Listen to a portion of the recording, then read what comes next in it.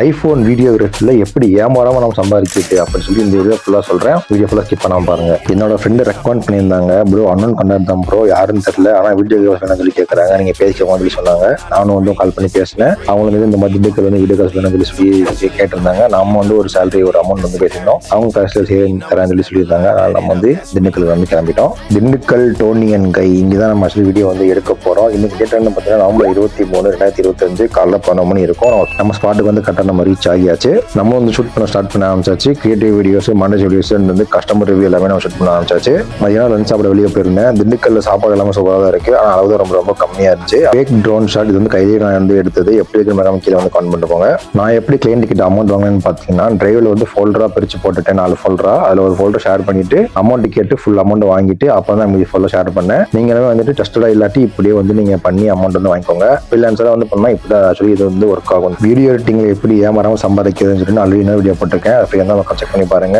And உங்க video editors வந்து மகம் கமெண்ட்ல டேக் பண்ணிட்டு இந்த மாதிரி இன்ட்ரெஸ்டான வீடியோஸ் பார்க்கணும்னு வச்சுன்னா போய் ஃபாலோ பண்ணி வச்சுக்கோங்க.